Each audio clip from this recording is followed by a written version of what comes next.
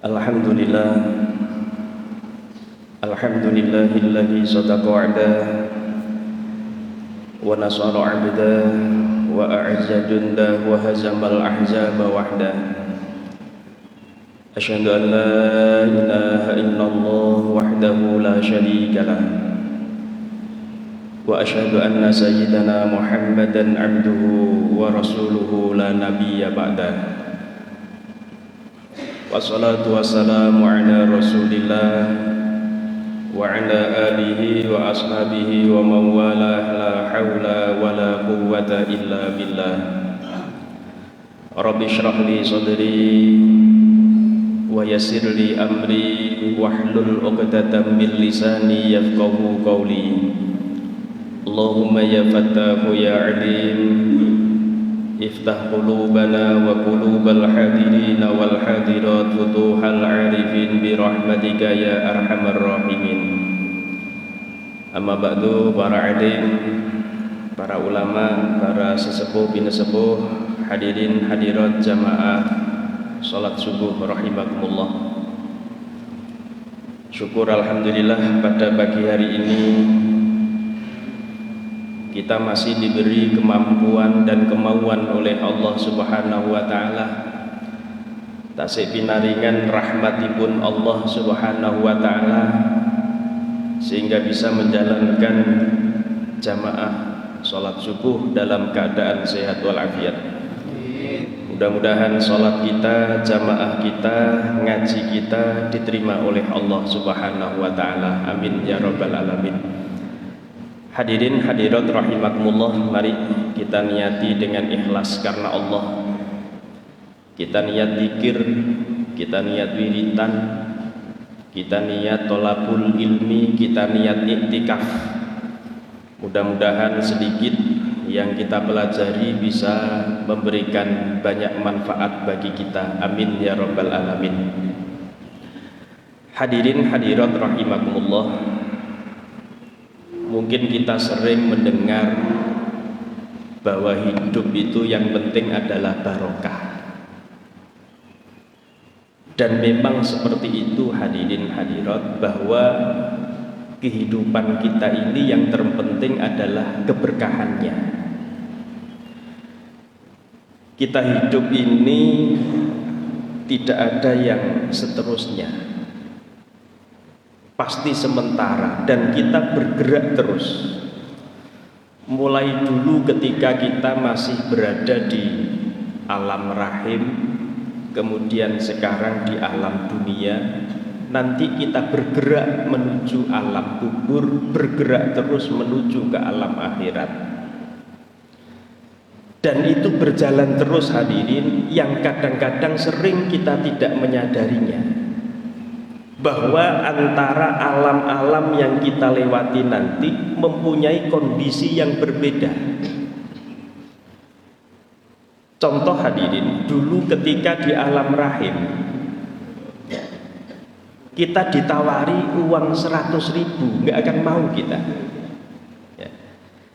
Kenapa? Karena ketika di alam itu uang bukanlah barang yang berharga bagi kita.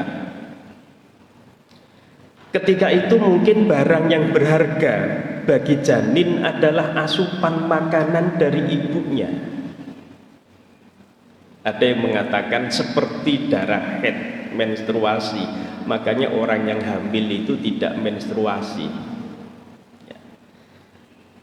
Tetapi ketika masuk ke alam dunia, maka barang yang berharga itu berubah hadirin. Mungkin sekarang kita menganggap uang adalah barang yang berharga, mobil mewah adalah barang yang berharga, rumah yang megah mungkin barang yang berharga. Tetapi dulu sesuatu yang kita anggap berharga sekarang tidak berharga. Ngapunten, kok umpami panjenengan diparingi sak sendok darah haid ngoten purun napa mboten? Padahal dulu berharga itu. Tetapi sekarang ngapunten menjijikkan. Mohon maaf, itu bukan berarti melihat perempuannya, tetapi melihat hazardnya itu. Dulu Dulu begitu berharga, sekarang begitu menjijikkan. Nanti begitu masuk ke alam kubur, kondisinya juga berbeda. Yang bisa jadi sekarang begitu berharga, nanti menjadi begitu menjijikkan. Maka rezeki kita, barang-barang berharga kita di alam dunia ini, kalau tidak kita atur dengan sedemikian rupa, mengikuti syariat Allah, mengikuti aturan Allah, maka ke depan semua yang sekarang kita anggap berharga akan menjadi barang yang menjijikkan. Hadirin hadirat rahimakumullah, makanya tidak salah kalau ada yang mengatakan bahwa hidup itu sebenarnya yang penting adalah keberkahan. Sugih koyok nopo, nek boten barokah, maka dia tidak akan bisa menikmati kekayaannya. Setinggi pangkatnya, setinggi apapun pangkat yang dia raih, status sosial yang dia raih, tapi kalau tidak ada keberkahan, maka rasa-rasanya percuma. Ngapunten, bukan berarti terus sugih gak penting, boten. Kau umpami panjenengan digangen milih pundi, sugih gak barokah, nopo melarat tapi barokah. Milih pundi, Pak? Nggih sugih barokah lah, pokok milih melarat. Ini menunjukkan bahwa memang sugih itu penting, gitu kan? Kekayaan itu penting, tapi jangan lupa keberkahan itu lebih penting. Maka kalau kita disuruh memilih, ya milih sugih sing barokah. Timbangannya melarat gak barokah, ya mending sugih tapi barokah. Maka hadirin hadirat, jangan heran kula panjenengan di dunia ini itu biasa diajarkan doa agar kita hidupnya barokah. Panjenengan pirsani itu doa-doa yang diajarkan para ulama dulu itu kebanyakan minta keberkahan. Contoh, kalau kita makan, mau makan doanya Allahumma barik lana fima rozaqtana wa qina adzabannar. Ngapunten Bapak Ibu, doa mau makan itu seolah-olah dongane arek cilik. Padahal ini doa kita semua. Ibu-ibu itu kalau dulang anak dungane buanter, Pak. Allahumma barik lana fima rozaqtana wa qina adzabannar. Ketika dulang anake dulang putune. Lho nek mangan dhewe kadang-kadang lali, Pak. Kita juga begitu, seolah-olah doa-doa itu adalah untuk anak kecil, padahal ya untuk kita juga. Nah, isi dari doa itu adalah barik lana fima rozaqtana. Ya Allah, panjenengan berkahi rezeki yang panjenengan paringi dateng kula. Nah, coba minta keberkahan dari Allah. Contoh donga nikah. Doa nikah juga begitu, Pak. Barakallahu laka wa baraka alaika wa jama'a bainakuma fi khair. Mudah-mudahan Allah memberkahi engkau. Memberkahi engkau. 2 kali Allah ngendikan begitu. Allah, Rasulullah ngajarkan kita begitu. Barakallahu laka wa baraka alaika. 2 kali. Tetapi walaupun 2 kali maknanya berbeda, makanya ngapunten ada yang bilang itu tidak keliru toh, mestinya kan barakallahu laka wa baraka alaiki, katanya begitu, Pak. Ka itu untuk kamu laki-laki, ki itu untuk kamu perempuan. Padahal itu sama-sama kanya.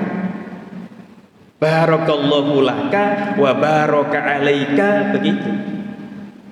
Tapi secara bahasa Arab maknanya berbeda. Kalau laka itu sesuatu yang bermanfaat bagi kita, tapi kalau alaika itu sesuatu yang madorot bagi kita. Sehingga kalau doanya barakallahu laka wa baraka alaika, berarti maknanya semua yang terjadi dalam kehidupan kita, mau enak mau nggak enak, mudah-mudahan diberkahi oleh Allah. Loh, ini isinya doa nikah itu begitu, Pak. Makanya kadang-kadang kalau mikir lah, yo dari dulu kita itu sudah diajarin dongo berkah. Tapi kadang-kadang sering kita lupa bahwa hidup itu yang penting adalah berkah. Atau contoh yang sering kita baca juga doa ini, Allahumma inna nas'aluka salamatan fid din. Kemudian di situ ada wa barakatan fir rizki. Ini sering kita baca Pak doa ini. Ya. Wa barakatan fir rizki. Ya Allah, kami minta keberkahan di dalam rezeki kami. Nah, berkah. Karena begitu pentingnya berkah. Nah, hadirin hadirat rahimakumullah, karena keberkahan itu penting, maka berarti harus kita upayakan bagaimana kita mendapatkan keberkahan dari Allah. Karena keberkahan itu sumbernya dari Allah. Ngapunten Bapak Ibu, kita sebagai orang yang ahlu sunnah wal jamaah harus yakin seyakin-yakinnya bahwa keberkahan itu sumbernya adalah dari Allah. Bukan dari seseorang, bukan dari benda-benda yang mungkin menurut kita keramat. Semua itu hanya wasilah, perantara, tetapi sumber utamanya adalah dari Allah. Tabarakalladzi biyadihil mulku wa huwa ala kulli syai'in qadir. Allah adalah maha barokah, maha yang memberikan keberkahan. Maka minta barokah itu kepada Allah. Bukan minta barokah itu pada seseorang. Bukan berarti tidak boleh. Boleh minta barokah pada orang, tapi sekedar wasilah, sekedar perantara. Sumbernya tetap dari Allah. Panjenengan umpami silaturahim ke seorang ulama, seorang kiai, mboten napa-napa, nyuwun donga barokah. Ya cuman kadang-kadang orang kan menyingkat ngomongnya, minta barokah gitu kan ya. Tetapi dalam hati harus kita yakini bukan dari kiai itu keberkahan, tapi dari Allah. Kalau datang ke seorang kiai minta donga barokah mungkin masih mending. Yang susah itu datang ke pohon besar terus minta barokah pada pohon itu. Nah ini yang parah. Jadi tetap sumbernya dari Allah, perantaranya macam-macam. Ngapunten kita ngaji begini ini juga perantara untuk mendapatkan keberkahan. Panjenengan mungkin berbakti pada orang tua, baik yang masih hidup maupun sudah meninggal. Yang masih hidup bagaimana kita membahagiakan mereka, yang sudah meninggal bagaimana kita mendoakan mereka. Itu juga wasilah untuk mendapatkan keberkahan dari Allah. Atau mungkin kita sedekah, infak, itu juga bagian dari wasilah bagaimana mendapatkan keberkahan dari Allah. Nah, inilah hadirin hadirat yang harus kita yakini betul ya, bahwa yang pertama sumber barokah adalah dari Allah. Nah, karena sumber barokah itu dari Allah, maka kalau kita ingin rezeki kita barokah, maka ikuti aturan Allah. Jadi sistematika berpikirnya begitu Bapak Ibu. Oh, hidup itu yang penting barokah. Sumber barokah itu dari Allah. Maka kalau kita ingin hidupnya barokah, ikuti aturan Allah. Walaupun mohon maaf ya, hasilnya tidak seberapa, tapi karena ini aturan Allah, insya Allah lebih barokah. Tapi sebaliknya mungkin secara matematis luar biasa hasilnya, tapi kalau melanggar aturan Allah, saya yakin tidak barokah ya. Hadirin hadirat rahimakumullah, yang kedua yang harus kita yakini adalah bahwa sumber rezeki itu dari Allah. Panjenengan kalau buka di dalam Al-Quran, banyak sekali ayat yang menegaskan bahwa sumber rezeki kita ini dari Allah. Ya Butet, ini kelihatannya sederhana, tetapi banyak kita yang lupa. Apa indikatornya? Banyak orang bingung menjelang pensiun. Coba Pak, bingung menjelang pensiun. Ini penghinaan kepada Allah itu. Dia menganggap kalau sudah pensiun rezekinya juga pensiun. Itu berarti menganggap rezeki tidak bersumber dari Allah. Mungkin secara zahir kelihatannya kita digaji sama perusahaan kita, digaji sama instansi kita, tetapi pada hakikatnya rezeki itu dari Allah. Seorang pedagang mungkin secara zahir yang ngasih uang adalah pembelinya, customernya, tetapi pada hakikatnya yang menggerakkan mereka adalah Allah Subhanahu wa ta'ala. Itu kan kelihatannya sederhana tetapi betul dalam kehidupan kita. Sama dengan orang mau buka usaha mikir, Pak. Wah, sudah ada saingannya, nggak berani. Lu seolah-olah rezeki yang menentukan adalah pesaing, kompetitor. Padahal dari Allah. Makanya dan Al-Quran itu Masya Allah banyak sekali ayat-ayat yang menegaskan bahwa sumber rezeki itu dari Allah. Contoh hadirin, dalam Al-Quran diulang-ulang itu. Nahnu narzukukum wa iyyahum. Kami, Allah lah yang memberikan rezeki pada kalian dan pada mereka. Kemudian diulangi lagi dalam ayat yang lain, nahnu narzukuhum wa iyyakum. Kamilah yang memberikan rezeki pada mereka dan pada kalian. Ya, diulang. Allah menegaskan itu, termasuk ayat yang tadi saya baca, walaqad makkannakum fil ardi wa ja'alna lakum fiha ma'ayish. Sungguh, ini kalau dalam bahasa Arab kalimat penekanannya luar biasa. Walaqad makkannakum, lamnya, lanya itu lam taukid, sungguh artinya. Qad makkannakum, kodenya juga litakid, artinya sungguh. Makkannakum, nun ditasydid itu juga maknanya nun taukid, artinya sungguh. Jadi satu kalimat sungguhnya 3 kali. Keumpama boleh dalam bahasa Indonesia kita maknakan begini, sungguh, sungguh, sungguh Allah meletakkan kita di muka bumi ini dan juga menyediakan sumber kehidupan kita di muka bumi ini. Ya, Pak. Cuman kan dalam bahasa Indonesia kan tidak boleh seperti itu, Pak. Makanya kalau kita baca terjemahnya tok, ya hanya satu sungguhnya. Sungguh Allah meletakkan kalian di muka bumi dan Allah menyediakan sumber kehidupan kalian di muka bumi. Sungguhnya cuma satu. Makanya ngapunten, ini pentingnya belajar Al-Quran, mengetahui bahasa Arab bagaimana. Kadang-kadang kita ini tidak paham terjemahnya aja sudah kewaya gitu ya. Padahal masih banyak makna di balik itu. Salah satunya perspektif tata bahasa Arab bagaimana. Contoh ayat tadi. Kalau kita nggak pernah belajar bahasa Arab, kita nggak tahu kalau sungguhnya diulang 3 kali. 3 kali, tidak main-main, Pak. Sungguh, sungguh, sungguh Allah itu maha tanggung jawab, menciptakan kita di muka bumi ini sekaligus menyediakan sumber kehidupan kita di muka bumi. Masya Allah Bapak Ibu, kalau kita konteks keindonesiaan, betapa banyak sumber kehidupan yang disediakan Allah di muka bumi Indonesia ini.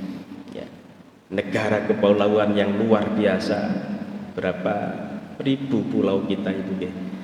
Kalau nggak salah 16.000 lebih, 16.700-an Pak, pulau di Indonesia. Saya itu hanya beberapa pulau saja, paling-paling Jawa, Sumatera, Kalimantan, Bali, ya Sulawesi, Irian, hanya itu Pak.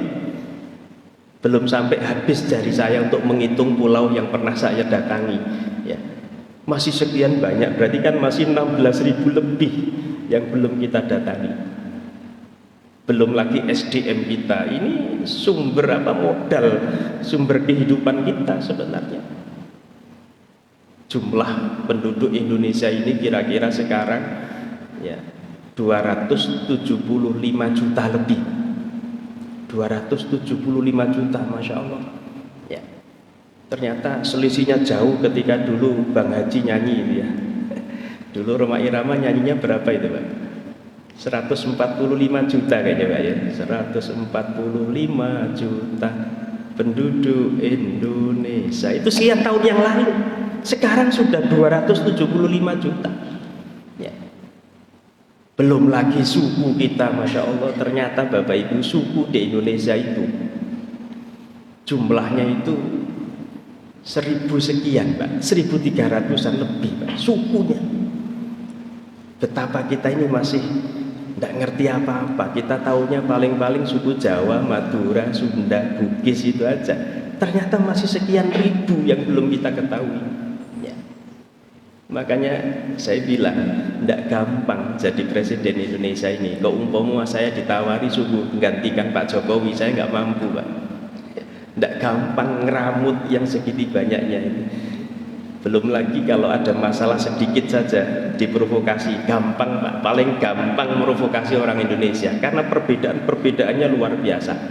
Nah, tapi kalau kita atur sedemikian rupa bahwa ini adalah modal sumber kehidupan yang diberikan oleh Allah, maka kita yakin bisa mengaturnya dengan baik dan menjadi sumber kehidupan kita. Karena Allah sudah mendesain begitu. Oh, Indonesia nanti ada ini, ada ini, ada ini. Sebagai apa? Modal bagi kita. Sumber datangnya dari Allah. Kemudian ada ayat lagi hadirin dalam surah Ar-Rum ayat 37. Awalam yarau annallaha yabsutur rizqa liman yasha'u wa yaqdir. Apakah mereka tidak tahu bahwa Allah lah yang memberikan rezeki pada seseorang yang dia kehendaki, dan Allah lah yang mencabut rezeki dari seseorang yang dia kehendaki. Artinya apa? Urusan rezeki itu Allah mempunyai hak prerogatif Pak. Panjenengan bisa buka dalam tafsir Al-Munir fil Aqidah wa Syariah karya Wahbah Zuhaili. Di sana ditegaskan begini dalam menafsirkan ayat Ar-Rum, surat Ar-Rum ayat 37 ini. Annallaha yusi'ur rizqa liman yasha walau ma'a wujudil kufri. Karena Allah itu mempunyai hak prerogatif, maka Allah mampu dan berhak memberikan rezeki pada seseorang walaupun orang itu penuh dengan kekufuran. Wa yudayyiqullahu rizqa liman yasha walau ma'a wujudil iman. Allah berhak mencabut rezeki dari seseorang walaupun orang itu penuh dengan keimanan. Maka jangan heran Bapak Ibu, ada orang yang ibadahnya rajin, sholatnya rajin, ngajinya rajin, tapi rezekinya kelihatannya serut. Kan ada seperti itu. Ada juga orang yang kelihatannya nggak pernah sholat, nggak pernah ibadah, yang sukanya maksiat, tapi kelihatannya rezekinya lancar-lancar saja. Kenapa? Dalam tafsir itu ditegaskan, karena rezeki di dunia ini bila nadhrin ila sifatayil imani wal kufri, tidak ada kaitannya dengan keimanan dan kekufuran. Rezeki di dunia nggak ada kaitannya dengan keimanan kita, kekufuran kita. Lo kok umpomo ono kaitane Pak? Waduh, masjid-masjid nggak muat Pak. Kok umpama orang yang rajin jamaah subuh maka rezekinya lancar, gajinya akan nambah terus. Waduh, masjid ini nggak muat Pak. Tapi justru ini adalah tantangan bagi kita. Ya. Kenapa? Karena tadi awal saya sampaikan bahwa hidup ini tidak hanya di dunia. Kita semua nanti ada expirednya Pak. Paling-paling berapa sih kita ini hidup di dunia? Ngapunten kalau saya sih sudah punya ukuran Pak. Bukan berarti saya menentukan, tapi saya jadikan sebagai motivasi.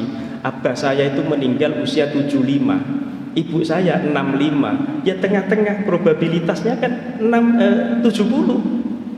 Sehingga patokan saya 70, paling saya sudah dipanggil sama Allah. Saya punya patokan itu. Kalau sekarang usia saya sekarang segini, oh berarti tinggal segini. Tahun depan ulang tahun, oh berarti tinggal segini. Saya ngelihatnya ke belakang. Kok umpama nanti dilebihkan oleh Allah, alhamdulillah. Kalau umpama kok dimajukan oleh Allah, ya monggo. Allah yang berhak untuk mengambil kita. Tapi kita sudah punya patokan, usia sekian paling sudah habis kita. Bukan berarti terus selesai kehidupan kita, tidak, hanya berpindah. Orang meninggal itu bukan the end, akhir dari kehidupan, bukan. Dia hanya pindah alam. Sama dengan dulu kita dari alam rahim terus pindah ke alam dunia, nanti kita pindah ke alam kubur. Dari alam kubur pindah ke alam akhirat. Itu aja, kita bergerak terus. Kita sekarang ini bergerak terus. Makanya kok umpami kula panjenengan gak mikir ngoten, wal asri innal insana lafi khusrin. Demi masa, demi waktu, lo waktunya bergerak terus. Lo kok gak gelem iman, gak gelem amal soleh, lafi khusrin, sungguh dia orang yang rugi. Wong dikasih modal usia sekian, lo kok gak nambah ibadah.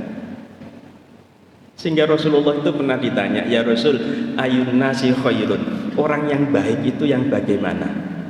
Kata Rasulullah, orang yang baik adalah man tala umruhu wa hasuna amaluhu. Orang yang baik itu orang yang tambah umurnya, tambah mendekatkan dirinya kepada Allah.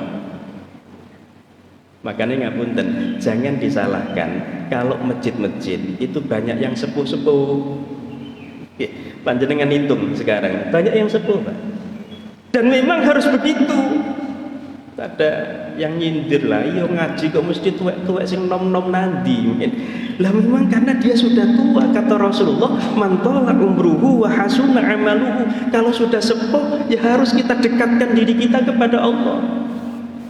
Oh, sudah waktunya. Ngapunten, bukan berarti meninggal itu syaratnya harus tua, tidak ada itu.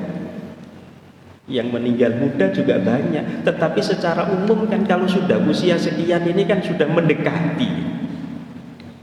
Mohon maaf Bapak Ibu, kalau panjenengan minta umur panjang, minta sepanjang apa? Coba kalau pikir-pikir loh Pak. Nyuwun ke nek kula mikir-mikir Pak. Lah wong tuwa tambah tuwek tambah kuat mboten napa-napa, tambah tuwek tambah remek ya. Sikil niki wis bingung kabeh, umur 50 mawon wis lara kabeh. Nggih. Lah kula mikir ngeten, sak dawane umur iku njaluk pira sih? Nanti diberi umur panjang nanti malah dia susah. Bahkan bukan hanya dirinya yang susah, jangan-jangan anaknya juga susah, keluarganya susah, tetangganya susah. Sehingga Allah itu sudah ngukur, Pak. Allah itu sudah ngukur, oh uang itu sakmene sampai sakmene, iki wis ideal. Makanya ngapunten kalau panjenengan ikut saya monggo, kalau panjenengan ndak ikut nggih mboten napa-napa. Kalau saya tadi punya patokan tadi, Pak. Oh, bapak saya 75, ibu saya 65, tengah-tengah kan 70, mboten mawon. Ya.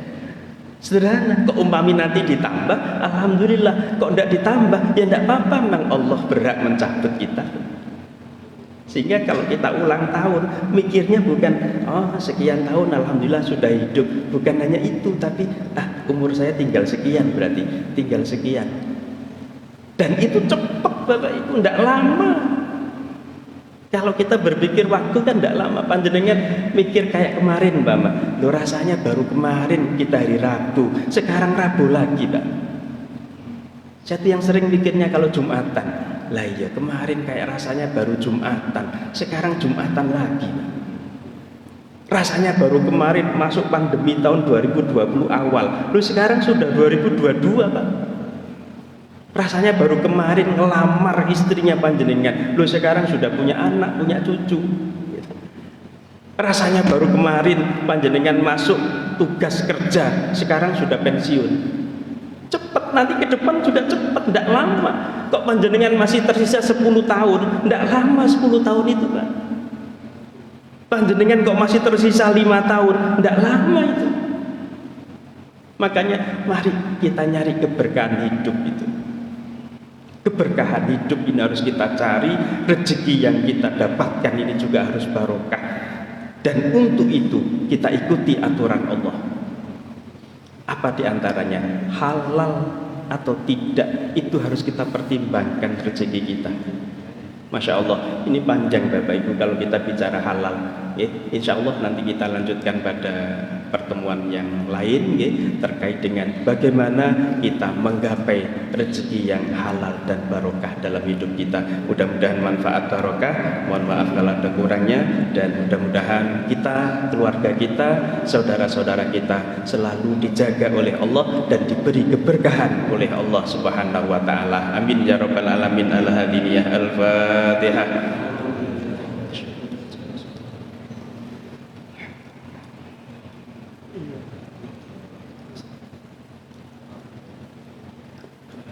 Bismillahirrahmanirrahim. Allahumma shalli ala sayyidina Muhammad wa ala alihi wa sahbihi wa sallim. Alhamdulillahi rabbil alamin. Hamdan syakirin, hamdan na'imin, hamdan yuwafi ni'amahu wa yukafi'u mazidah. Ya Rabbana lakal hamdu kama yanbaghi li jalali wajhikal karim wa 'azimi sultanik. Allahumma inna nas'aluka al-'afwa wal 'afiyah fid dini wad dunya wal akhirah. Allahumma inna nas'aluka al-huda wat tuqa wal 'afafa wal ghina. Allahumma barik lana fi umrina وبارك لنا في أولادنا وبارك لنا في أرزاقنا وبارك لنا في حياتنا برحمتك ya arhamar rahimin. Ya Allah, ya Rahman, ya Rahim, ya Tuhan kami, Engkaulah Zat yang maha memberikan keberkahan. Berkahi dan ridhoilah umur kami, berkahi dan ridhoilah anak keturunan kami, berkahi dan ridhoilah rezeki kami, berkahi dan ridhoilah kehidupan kami. Allahumma arinal haqqa haqqan warzuqna tiba'ah wa arinal batila batilan warzuqna ijtinabah. Ya Allah, ya Hadi, ya Tuhan kami, Engkaulah Zat yang maha memberikan petunjuk. Tunjukkan pada kami bahwa yang benar itu benar, sehingga kami bisa mengikuti dan menjalaninya. Tunjukkan pada kami bahwa yang salah itu salah, sadarkan pada kami bahwa yang dosa itu dosa, sehingga kami bisa menghindari dan menjauhinya. Rabbana taqabbal minna innaka antas samiul alim wa tub alaina ya maulana innaka antat tawwabur rahim. Rabbana atina fid dunya hasanah wa fil akhirati hasanah wa qina adzabannar walhamdulillahi rabbil alamin. Ihdinas siratal mustaqim ana qari wa anta sami wallahul hadi. Assalamualaikum warahmatullahi wabarakatuh.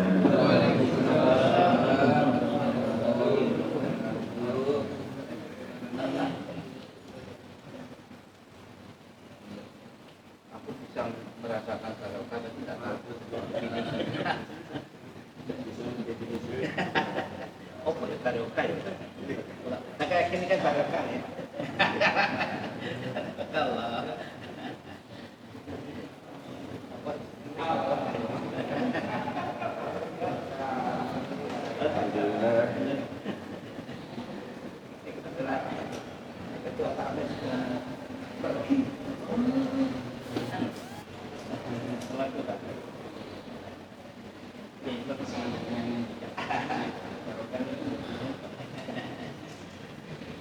Saya ganti 20 Pak. Bulan saya dapat ya Bapak. Saya 96 tahun. Pak saya 8 tahun. Saya minta 90. Malu-malu ini.